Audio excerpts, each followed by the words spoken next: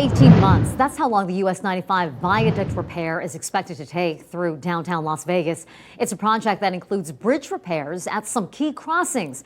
And from above here, these live images in Sky 3, you can see, well, top part of your screen, that line of vehicles there. Sometimes it seems like a never-ending line of brake lights. All of that work started last summer, and another milestone happens on Monday. Yeah, halfway mark worth celebrating, concentrating on. That new part that Marie was talking about will once again require a lot of patience from drivers on what is a very busy stretch of road. News 3's Jeff Gillen joins us live as traffic is as close as it could get. You're on Eastern Avenue, Jeff? Yes, I am, Jim. Good evening, Las Vegas. What begins Monday behind me is part 2 of the Eastern Avenue Bridge reconstruction. Now, what that means is the road under the bridge will be closed for 9 days. Outside Winchell's Donuts on Eastern, a stone's throw from the 95, Louis Caballero is here for his donut run. He's getting fed up with the construction. What's it been like? It's been terrible. The last 3 months, there's nothing but congestion here. If you come around 5:30, you'll see it's from here all the way back down. You'll have almost solid nonstop traffic. That's the price of progress.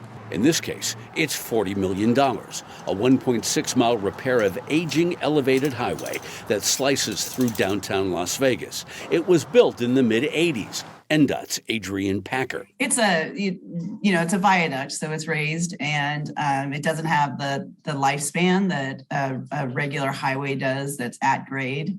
And so it's reached the end of its life cycle. Work began last June. From the Spaghetti Bowl south, workers are seismically retrofitting support pillars. They're upgrading off-ramps and the highway, and they're also replacing 2 key bridges, one over Desert Inn and this one at Eastern.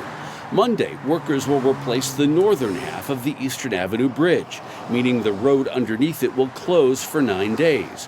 20,000 cars a day go underneath that span. They'll have to find a detour. One of them belongs to Gaynell Peck. I'm a Uber Eats driver, and it's just horrible.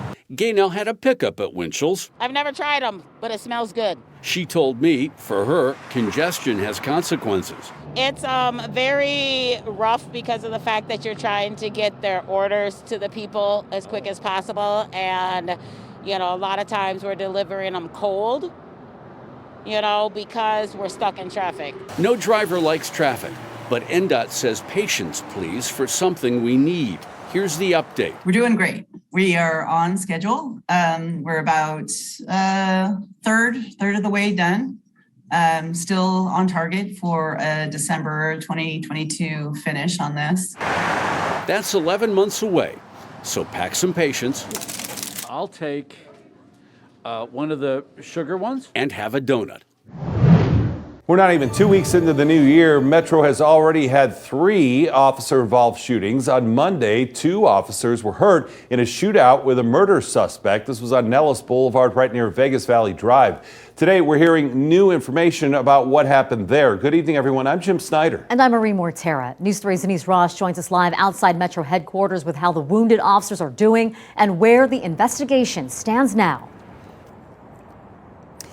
Yeah, Marie, Metro SWAT officers were executing a felony search warrant early Monday morning, announcing themselves as police, ramming the front door of that apartment. But as they made entry, someone inside immediately began shooting. And here's what officers saw. Search warrant. Police power search warrant! Police power search warrant! This is 3050 South Dulles. Police department search warrant. Get it out! Police power search warrant!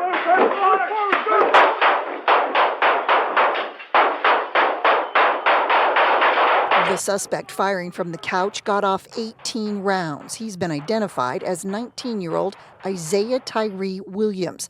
Officers fired back and Williams was killed. 2 SWAT officers were also hit in the exchange. One, Bryce Clements, was treated and released, but the second officer, Kerry Kubla, is still hospitalized. Here's Assistant Sheriff Andrew Walsh with more. So Officer Kubla was struck in both of his arms and in his one of his legs. And I appreciate you asking that question because he's got a very long road ahead of him. He's still receiving treatment at the hospital for his injuries. and he's in our thoughts and prayers.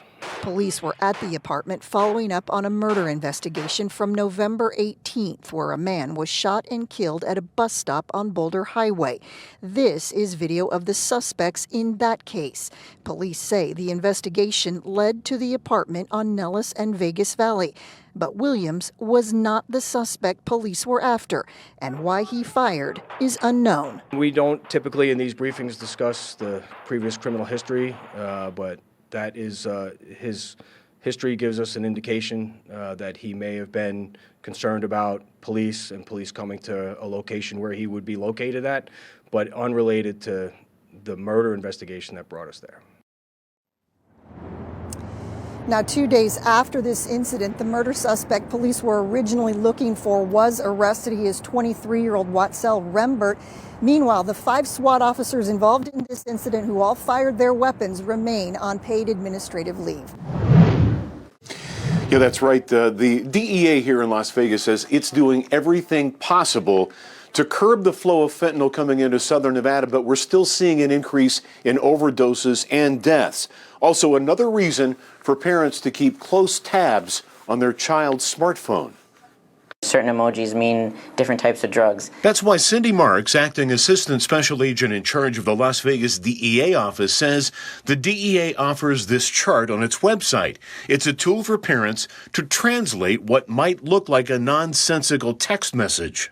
Our youth are understanding what the terminology means, and so now they're texting it, and they don't even need to, ask for a certain type of drug. They'll send an emoji, and the dealer knows exactly what they're talking about. Mark says parents don't need to try to memorize the meaning of each emoji because they're always changing. The more important thing, look at the text messages. If just something doesn't add up, keep that in your mind that you might be talking about drugs this time. Tragically, it's adding to the growing demand by youth and adults for opioids, including fentanyl, showing up by the ton in counterfeit pills like these, and for the first time ever, leading to 100,000 overdose deaths in the U.S. in a 12-month span.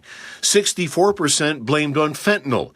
In Las Vegas, it translates into a 20% increase in fentanyl deaths from 2020 to 21 and a massive 1,200% surge between 2015 and 2020.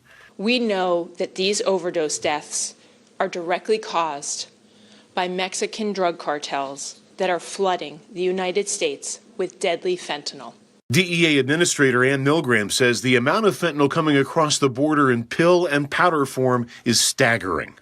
The amount of fentanyl that the DEA and our law enforcement partners have seized this year is enough to kill every single American. The counterfeit pills are practically impossible to distinguish from the ones that you might get at the pharmacy in a prescription.